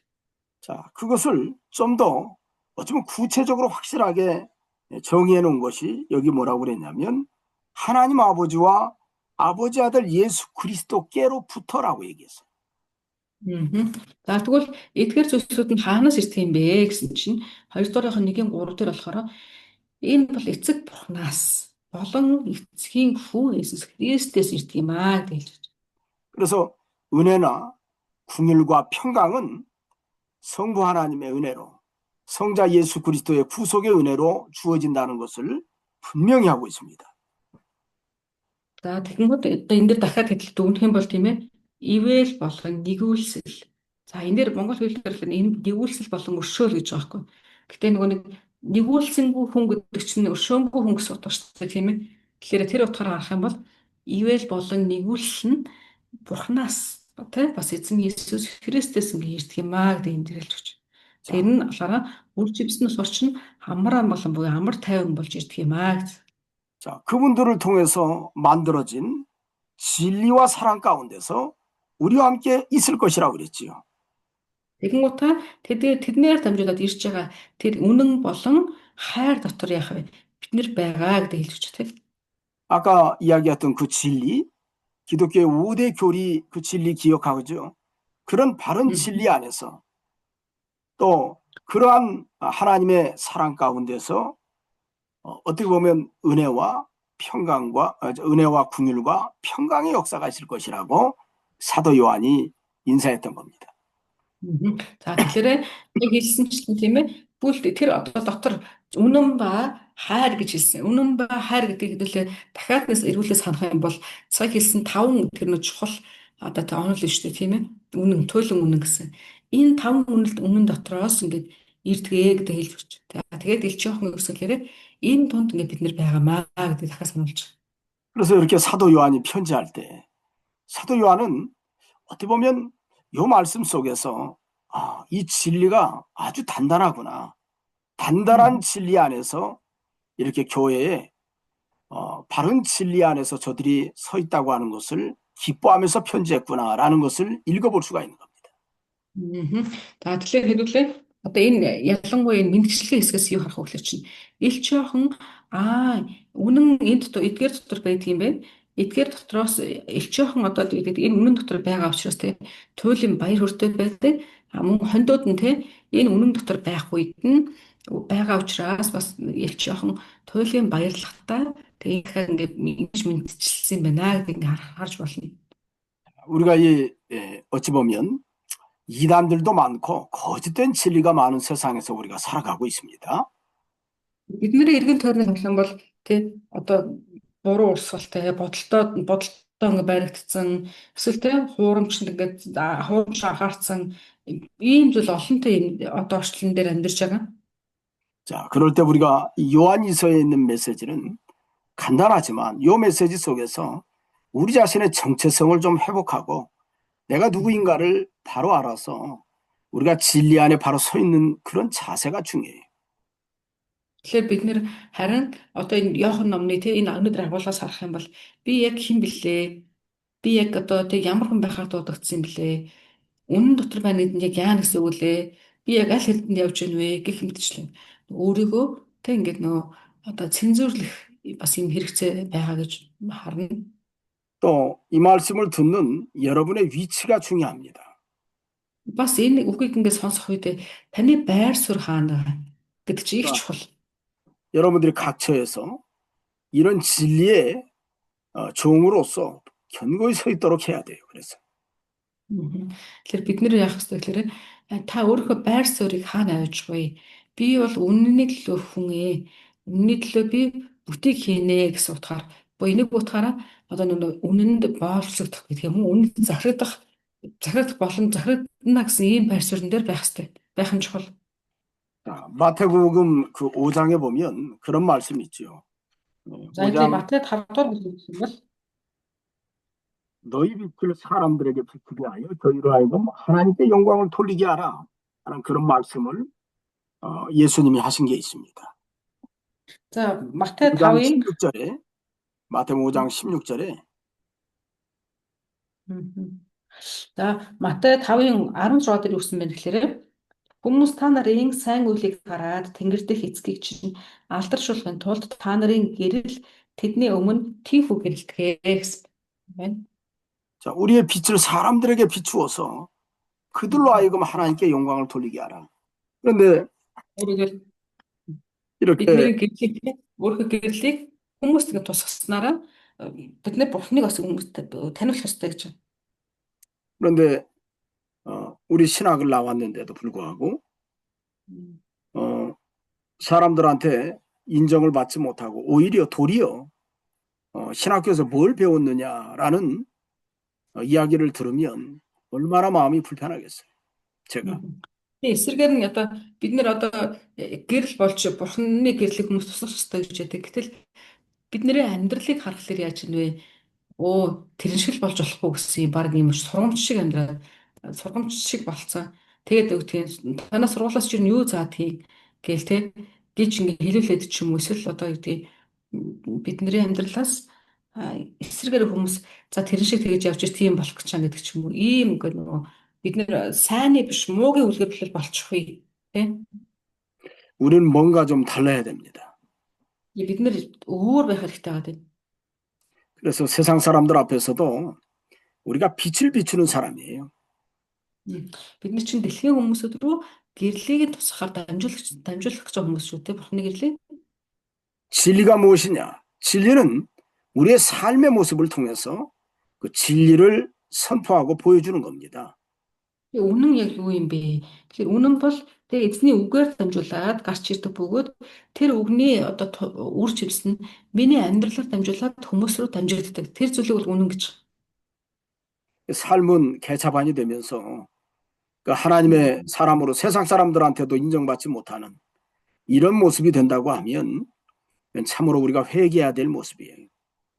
Тэгээ эсвэргээрээ бид нар ингээд нэг сүнсэн тэнгис шиг ус юу эзнээс өгнөд аваад байгаа гэсэн мөртлөө надаас гарч байгаа юм нь үг биш нэг ялзарсан юм гараад ах юм бол яах ёстой вэ? Тэгээ бурхныг харах биш наадах шигчээ болох гэж байгаа гэдэг ч юм уу. Биднийг хараад хүмүүс адилхан эзнэрөө энэ хүнийг явуул үнэнээр ордол ихэхгүй наад чи одоо яг энэ шиг явчихад ийм болно гэдэг ч юм ийм байж нэгвэл гэмшиг өстэй цаг үе ирсэн байна гэсэн үг шүү.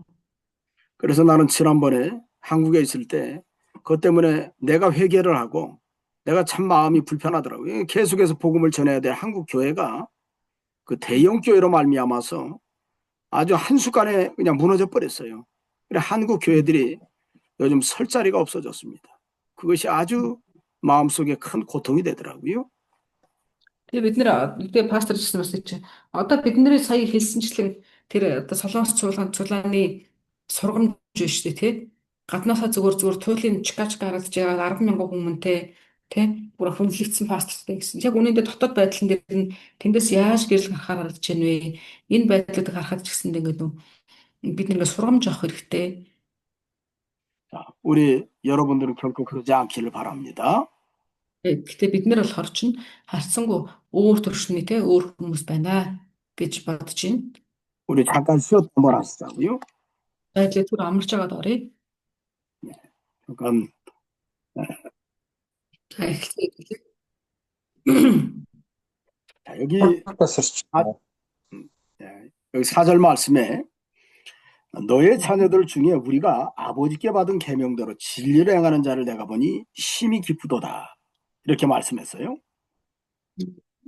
За дөрөвдүгээр ишлээс эхлэх гэж байна. За дөрөвдүгээр ишлээс харах юм бол эцгээс бид тушаал хүлээн авсан шиг хүүхдүүдийн чинь зарим нь үнний дотор яваад мэдсэндээ би их баярлсаа. 자, 우리의 자녀들 가운데서도 우리가 가르쳐준 그 진리의 말씀대로 바르게 살아가는 것을 보면 어찌 보면 진심으로 하나님을 바르게 섬기는 부모의 입장에서는 마음 기쁘죠. Тэгээ бид нар ч гэсэндээ бидний өмөр хүүхдүүд тийм ээ одоо яг үнний дотор яваад тий бидний заасны дагуу судамжлалын дагуу ингээ явахлаар бид нар ч гэсэндээ сэтгэлийн хувьд маш баяр хөөртэй шүү дээ тий. 근데 여기 너의 자녀들 중요한 거 보니까 교회 안에 성도들 가운데 어찌 보면 이 인도자가 목회자가 인도한 대로 그 성도들이 믿음으로 잘 자라났다고 하는 것을 여기에서 알 수가 있습니다. За өөрөөр хэлбэл энэ дэр та нарын хүүхдүүд гэж байгаа тий. Энэ хүүхдүүд гэж хэнийг хэлж байгаа болоо чуулган доторх итгэгч нарыг тий чуулганы одоо дараагийн залхамжуудыг хэлж байгаа. 그래서 사도 요한의 기쁨은 뭐냐면 사도 요한은 이렇게 하나님의 백성들이 진리의 말씀대로 열매를 맺는 것을 가장 기뻐한다고 하는 걸 알 수 있어요. За дэлчээх яа гэсэн бэ? Ялангуяа итгэгч нарыг тийм ээ үнний дотор байхдаа үнний үгэн дотор байхыг харах нь ямар их одоо баяр хүрвэ гэж хэлсэн. 목회자의 양심이라고 하는 것은 바로 이런 양심이 돼야 됩니다. 그래서. Тэгэхээр бид нэр яг хэлээрэ ялангуяа одоо эзний хүмүүсийн үзэл бодол те энэ элч яахан шиг байх нь их чухал байна. 그래서 목회자들은 어떻게든지 간에 양떼들이 진리 안에서 바르게 살아가도록 기도를 해야 되고 그 진리 안에 살아가는 것을 보고 기뻐하는 것이 하나님의 종들의 다른 모습이라고 할 수 있어요. Тэгэхээр бид нэр юу гэх юм те бусдыг харахтаа ч гэсэндээ яг нөгөө нэг тухай хүний одоо үнэн дотор байгаад нь хараад те баярлдаг ийм одоо гэсэн үг шүү дээ. Тийм өөрөөр хэлбэл өдөртөгч нар одоо хоншид те ийм хүмүүсийн мөн чанар ийм байх нь их чухал гэж хэлж байгаа.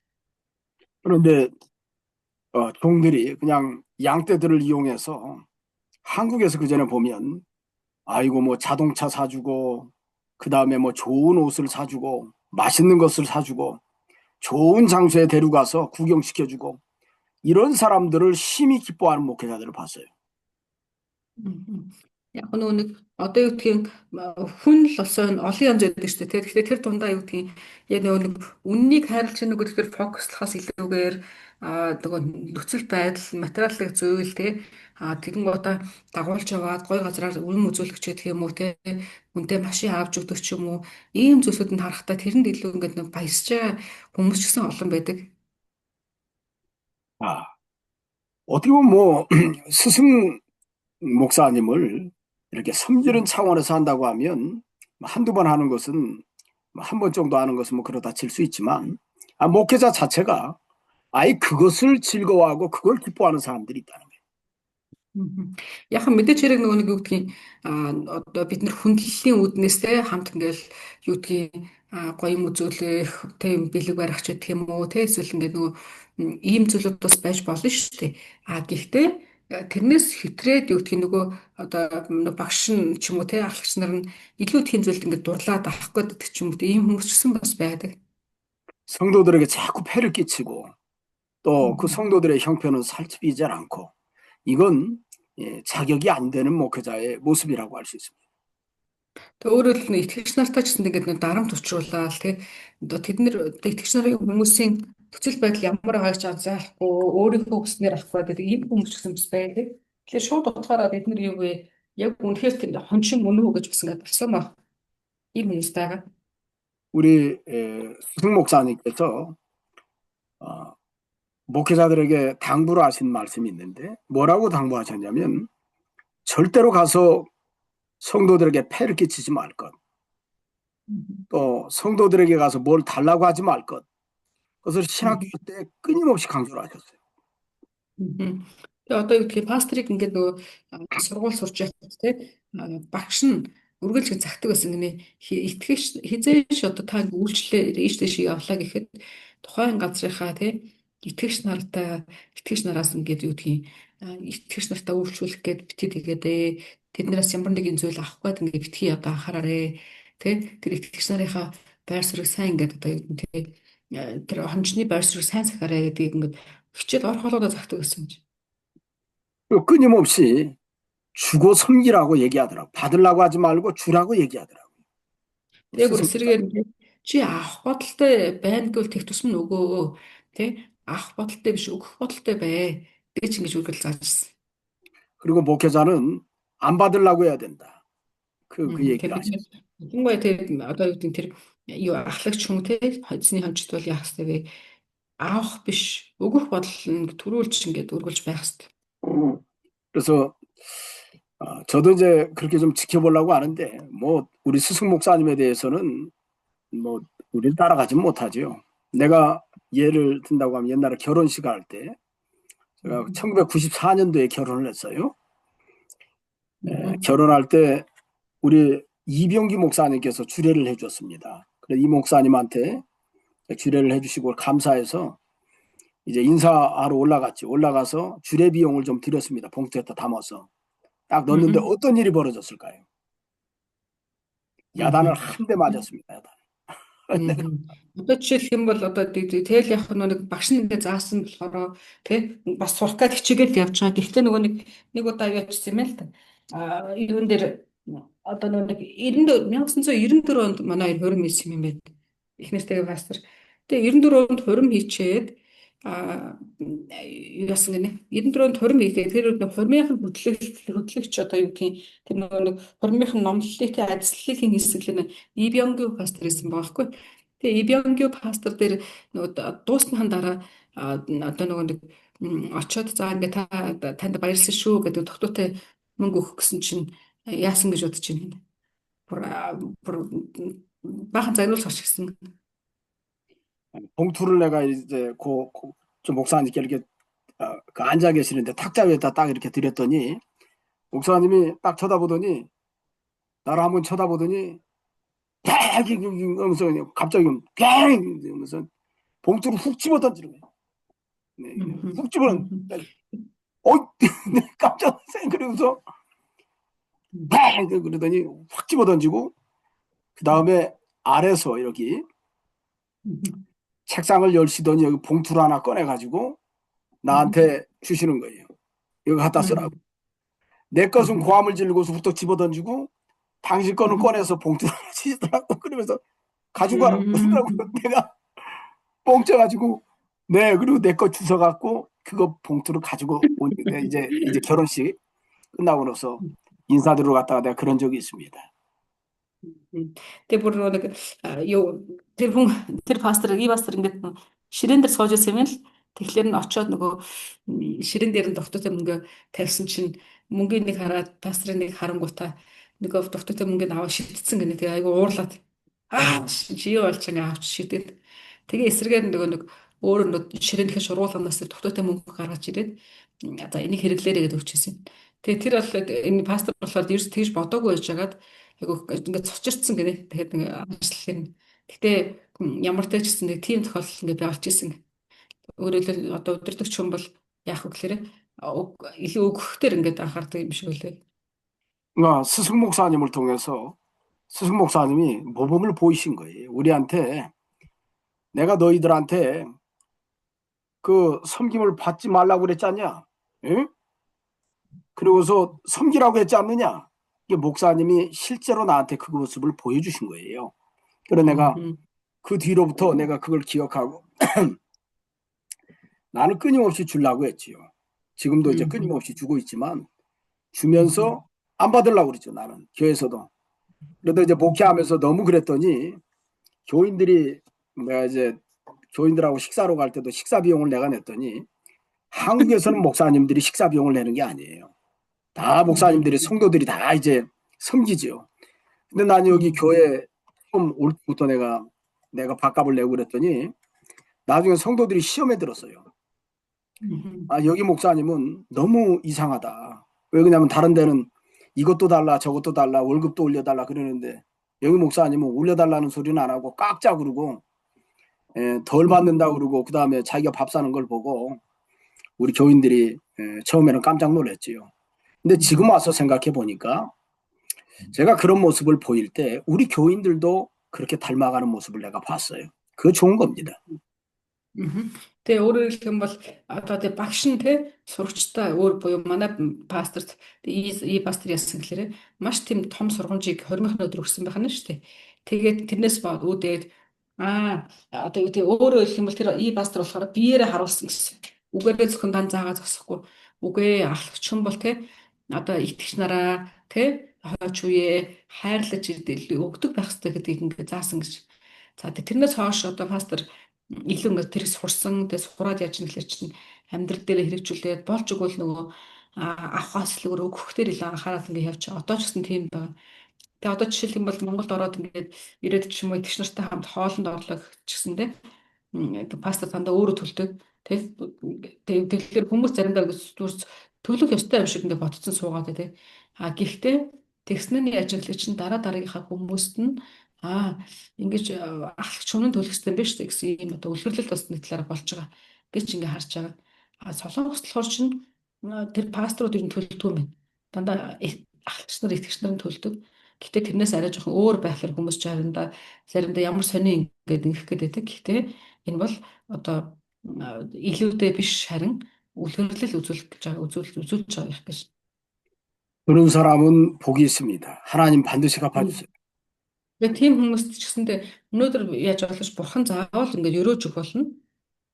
그래서 여기 사도 요한의 양심은 내가 이 양떼들이 진리 안에서 믿음으로 살아가는 모습을 심히 기뻐하는 거예요.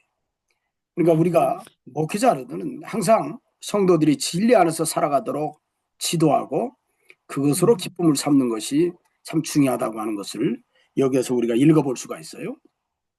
Тэгэхээр эндээс бид нэр элч явах ч гэсэндээ те одоо хонин сүргтэй үлгэрлэл болох хуйцаар те одоо эзний хүмүүст хойч үедээ үлгэрлэл болох хуйцаар тэгээд юу гэж хадлаа гэвэл эндээс харж болохоор байгаа те.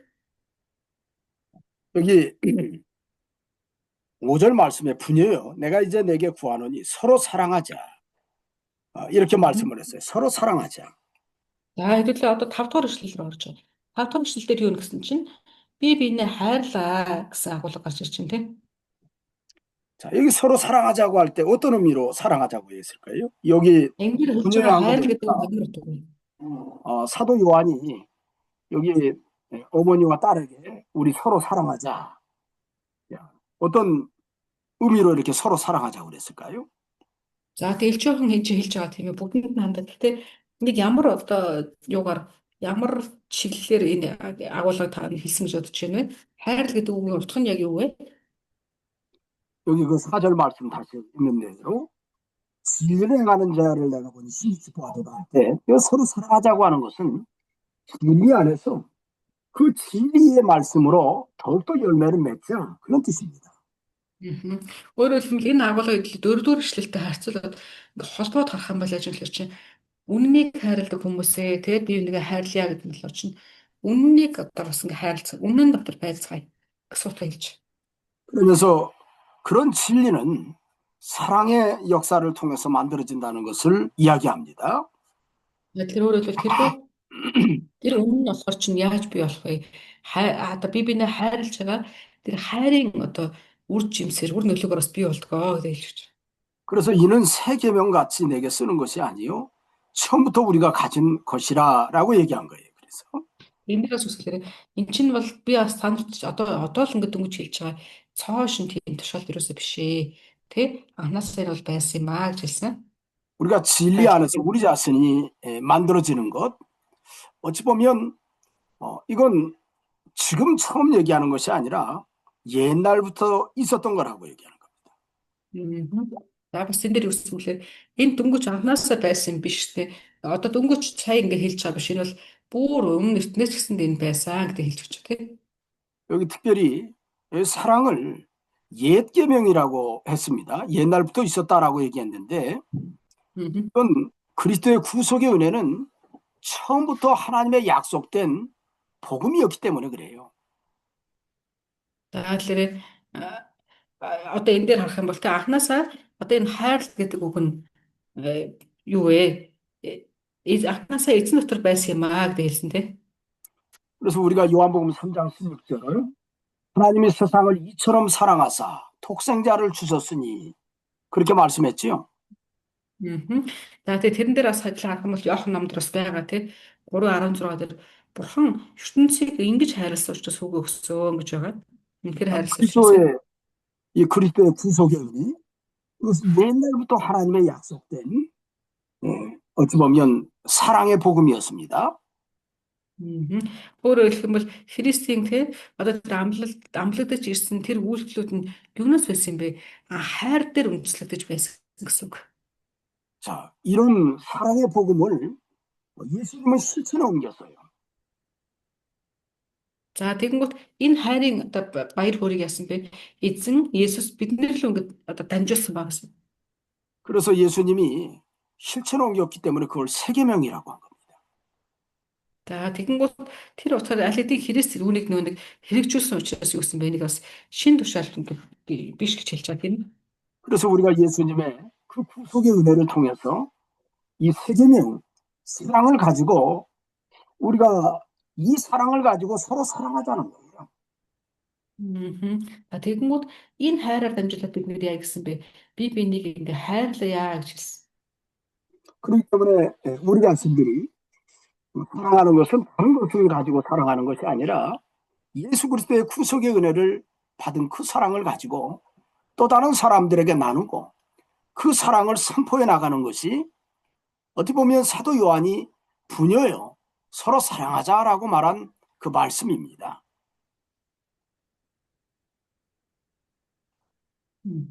За энэ дээр болохоор тий эцэгтэй нэ би чамаас гуйя гэсэн тий. За тэгэнгүүтээ энэ юу суугтай чинь тэр одоо Христээр дамжуулж ирж байгаа тэр хайрыг хамтран хуваалцагч нар байгаа гэвэл тэр хуваалцагч нар руу тэгээ энийг дамжуулж өгөөч ээ. Тэг харилцсан бие биенийг хайрлаач ээ гэдэг утгаар хэлж. 그래서 6절에 또 사랑은 이것이니 우리가 그 계명을 따라 행하는 것이요라고 그래서 말합니다. За тэг 6 дээр үгсэн тэлэр чинь тэг хайрын дагуу тий ингээ хийх нь яг тушаалын дагуу хийх нь үйлдэх нь хайр юм аа гэж хэлсэн. 옛날부터 있었던 그리스도의 복음에 관한 계명 예수 그리스도께서 우리를 위해서 구원하시기 위해서 당신이 속죄해 주시려고 하는 그 계명을 우리가 지켜나가는 거예요. 그것이 사랑입니다. Өөрөөр хэлэх юм бол эртнээс хойш байсан одоо тэр Христийн зовлон тэр загалмайн үхлээс авахлаад байсан тэр хайрыг бид нэр цааш нь одоо энэ юу тушаалыг дамжуулаад явж байхдаа яаж хэлээ дамжуулаад явж гин гэдэг нь өөрөө тий энэ дунд чинь бас хайр явж байсан юм аа гэдэг хэлж гэж. 그래서 여기 사랑의 계명은 이것이니 너희가 처음부터 들은 바와 같이 그 가운데 행하라 하십니다. 그렇게 말씀했죠.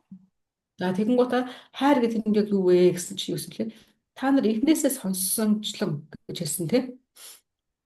그래서 хайр дотор яваарай гэдэг нь өөрөө тушаалаа гэж хэлсэн. 구약성경 레위기 19장 18절을 보면 내 이웃 사랑하기를 내 몸같이 하라고 이렇게 말씀해요. 레위기 19장 18절. Хэдүүлээ харах юм бол Левит номны 19-ийн 18-ыг харах юм бол тэрэн дээр бас байж байгаа. Чи хөршөө өөрийнхөө адил хайрлаач гэсэн агуулга байна. 그래서 내 이웃을 내 몸같이 사랑하라고 할 때 그 이웃에 대한 사랑을 예수님이 실제로 실천에 옮기셨잖아요.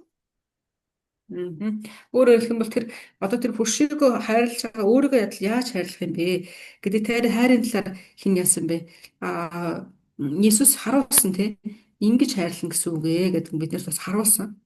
그렇기 때문에 예수님은 옛날부터 말씀하셨던 그 계명을 실제로 보여줬어요. 그처럼 너희들도 그 계명 가운데서 행하라는 거예요. Тэр шиг яг та нар ч гэсэн тэр тушаал дотор байгаарай гэж хэлсэн тий. 그래서 우리가 이 땅에 살아가면서 가장 큰 사랑이 뭐냐? 이웃을 하나님께로 인도하는 것이 가장 큰 사랑입니다. Тэгэхээр бид нар юу вэ? Эднэрийг одоо энэ дэвтгээр амьдрахдаа хамгийн агуугаар хайрлан гэж юу хэлж байна вэ? Тэгэхээр хөршөөг тий таны одоо хөрш эргэн таны хөршийг бурхан руу өдөртөө хэлж байгаа гэсэн. 그 영혼을 사망에서 건져내는 것이 가장 큰 사랑. өөрөөр хэлэх юм бол тухайн хүнийг юунаас тий мөнхийн зовлонгоос татан гаргаж байгаа нэг энэ бол хамгийн том хайр гэсэн. 성경에 너희가 그 큰 사랑을 인하여라고 할 때 그 큰 사랑이라는 사도 바울의 표현은 바로 하나님이 우리의 구원을 위해서 우리를 죄와 사망의 권세에서 건져냈다고 하는 사랑을 얘기하는 거예요. өөрөөр хэлбэл хамгийн том агуу хайр гэж хэлж байгаа тийм. Тэр хэлж байгаа хамгийн агуу хайр гэдэг нь юу хэлж байна вэ? Христийн бид нарыг тэр одоо үхлийн талаагаас татан гаргасан тэр хайрыг хэлж байгаа тийм. 그래서 사도 요한이 지금 이 어느 교회 공동체에 편지를 보낼 때 그들이 가지고 있는 처음부터 가졌던 예수 그리스도에 관한 이 바른 진리 안에서의 사랑의 복음, 이 복음을 가지고 계속해서 이 사랑을 선포하고 그 사랑 안에서 구원 역사를 이루어가라고 당부하는 거예요. За тэгэнгүүт элч байх юу гэж хэлэхээр үргэлжлүүлэн дахиад хэлжтэй. Энэ хайрын дотор үргэлжлүүлэн цааш ингээ байгаач гэдэг талаар дахиад хэлж өгч. 이게 요한 2서의 편지의 핵심적인 부분입니다. Энэ агуулга яг одоо энэ хөтлөө уншиж байгаа эдгээр агуулгууд нь болохоор чинь 2 дугаар Иохан номны хамгийн одоо гол цөм гэж бас хэлж байна. 그래서 사도 요한이 요한복음이나 요한 1, 2, 3서를 통해서 서로 사랑하자라고 할 때 그 사랑이라고 하는 단어의 의미는 바로 이런 예수 그리스도의 구속의 은혜를 기준해서 말하는 사랑이라는 것을 명심해야 돼요. Тэгэхээр бид нар энэ дээр бас хэлж байгаа тийм ээ. Элч Иохан яжлж Иохан ном байна. 1 2 3 дугаар Иохан байна. Тэр болгон дээр юу хэлж байгаа чинь хайрын талаар дандаа заачдаг. Тэг харилцан би хайрлаач гэж хэлж байгаа энэ донд байгаа энэ хайр гэдэг утга нь юун дээр ярьж байгаа гэхээр болцолгүй хайрлсан тийм Христийн хайрыг хэлж байгаа гэсэн. 요한복음 13장 여기 34절에도 똑같은 말을 하죠. 새 계명을 너에게 주노니 서로 사랑하라. 내가 너희를 사랑한 것 같이 너희도 서로 사랑하라. 너희가 서로 사랑하면 이로써 모든 사람이 너희가 내 제자인 줄 알리라. 이렇게 말씀한 것이 있어요. 요한복음 13장? 그렇죠. 요한복음 13장 34절로 35절.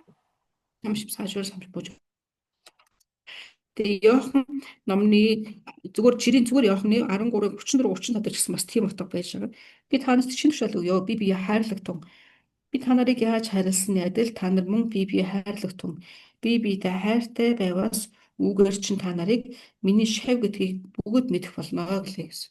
자, 여기 이 말씀은 예수님이 제자들에게 하신 말씀인데 예수님이 여기 사랑하라고 하는 이 말은 당신이 너희를 위해서 내 이웃을 내 몸처럼 사랑하듯이 너희를 위해서 피 흘려주시고 너희를 구원해 준 그 사랑을 가지고 너희가 또 다른 사람들을 사랑하면 너희가 내 제자인 줄 알리라라고 얘기한 겁니다.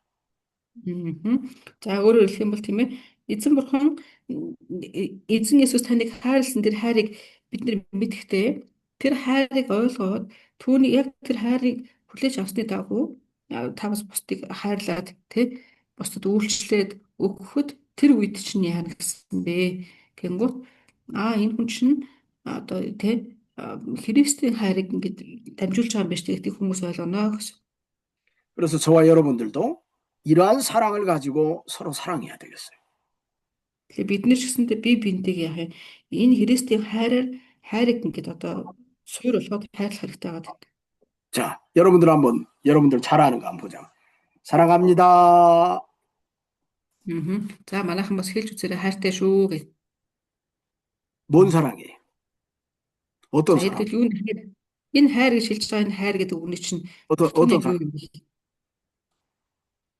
자, ямар 여기서 болохоор 요한이 хайртай 얘기한 사랑은 어떤 사랑이라고요? 예수님이 말씀하시는 너희가 서로 사랑하라고 할 때 그 예수님이 말씀한 사랑, 사도 요한이 얘기한 사랑은 같은 사랑을 얘기하는 거예요. 예수 그리스도의 구속의 은혜로 죽어가는 영혼을 살려낸 사랑을 얘기하는 겁니다. өөрөөр хэлбэл бид нар ч гэсэн хоорондоо хэлээрээ гэдэг шүү дээ. Гэтэ тэр үгэн дотор ямар хайрын талаар хэлээд байгаа гэдэг бид нэрс бодох хэрэгтэй. Өөрөөр хэлэх юм бол одоо юуны авралын тэр үйлс шингэсэн Христийн хайраар би чамайг хайрлая гэдэг тэр одоо мессеж ойлгож хэлэх нь чухал байгаа гэсэн үг. Йохан бас тэр хайрын талаар ярьдаг. 그것이 서로 사랑하라는 계명이에요. Яг энэ утгаараа өөрөөр хэлбэл тэр болцолгүй тэр хайраар би нэг хайрлаач гэдэг ингээд одоо ятгаад байгаа гэсэн үг. 그 사랑 안에 있을 때 거짓된 자들을 분별할 수가 있습니다. өөрөөр хэлэх юм бол тэр одоо хайрын дотор хайрыг бид нэр мэдээ тэр хайрын дотор байх үедээ яадаг гэхээр хинэн зөв бэ хинэн одоо зөв биш вэ гэдгийг ч ялах бас боломжтой. 그 사랑 안에 있을 때 자기를 지킬 수가 있어요. Бас бид нар яг тэр одоо Христийн болцолгүй тэр хайрыг хүлээж аваад түүнийг мэдээ тэр хайрын дотор байх үед хүн яадаг гэхээр өөрийгөө ч өөртөө ч хамгаалж чаддаг. 그래서 우리가 어떻게 보면 이 말세가 돼가지고 이 사랑이라고 하는 진리를 희석화시켜가지고 이런 사랑을 모르고 딴소리하는 사람들이 교회 안에 너무 많아요. Өөрөөр хэлэх юм бол одоо харахаар яаж гэхээр одоо сүүлийн эцсийн цаг үед ирчихнэ гэж байна тийм ээ. Гэтэл энэ цаг үед яаж гэхээр чинь чуулган дээр яг энэ хайрыг ингээд илүү ярих бид нэр ярьж илүү нөө синхруулж дамжуулах хэрэгтэй байтал чинь одоо ахлагч гэсэн хэрнээ өөр зүйлийн талаар ярьж байгаа хүмүүс бас олон байгаад байгаа. 자, 여러분들이 딴소리 하지 말고 이런 사랑의 기준을 가지고 여러분들의 이웃이나 여러분들의 가족이나 모든 사람들을 사랑한다고 하면 진짜 사랑을 알 수 있습니다. Тэгэхээр бид нэр яах вэ? Одоо юу хоорондоо ч гэсэндээ энэ Христийн энэ хайрын дотор байгаа энэ хайраар ингээд одоо харилцсан бие бинийгээ хайрлаж иж одоо тийм худал хуурам гэдэг зүйлээс ингээд ангид байх бас боломжийг болж байгаа. 자, 오늘은 여기까지 좀 하도록 해야 되겠습니다. За энэ л өнөөдөр энэ үргээд ингээд дуусгая. 자, 여기 질문하실 거 있으면 질문하세요. асуух зүйл юм аа. 어디 질문할 거 있어요? асуух зүйл байна уу? 오늘 내용이 너무 간단해요. 너무 간단하지만 өнгөн гэх юм уу те илүү заагаад хүлээж авах хугацаа байж магадгүй. 그러나 제가 오늘 여기 요한일서 말씀을 전하는 것은 이건 주해를 한 겁니다. 주해. 다시 말하면 성경 본문에 있는 내용을 정확하게 어떻게 보면 신학자들이 다르게 해석하는 것을 여러분들에게 기준에서 말씀을 증거한 겁니다. Тэгэхээр өнөөдөр хэдүүлээ тий маш тийм ингээд нөгөө хөнгөн ч гэх юм уу маш ингээд хүн болгоныг ярьдаг юм агуулгаас сурсан юм шиг боловч яг асимдэр эдэл өнөөдөр болохоор чинь одоо тэр одоо Христ итгэлийн тий бидний гол амьдралдаа байх ёстой зүйлсүүдийн хамгийн одоо тэр охийг ингээд ярьсан гэсэн үг. 그래서 여러분들이 혹시라도 교회에서 성경을 읽고 말씀을 전할 때 이런 본문에 있는 정확한 이해가 없이 딴소리하는 경우는 안 됩니다. 조심해야 돼요. 그래서. Тэгэхээр бид нар юу гэдгийг одоо юу гэдгийг ялваа зүйлүүдэд адилхан нэг одоо байр суурь нэжлэхэн итгэгч Христ гэж ярьсан ч гэсэндээ хайрын талаар өөр юм ярьж байвал тэр хүн бол одоо биднээс болгоомж хэрэгтэй гэсэн үг. 자, 오늘 여기까지 좀 하고요. За тэгээд өнөөдөр энэ үртгээ дуусгая.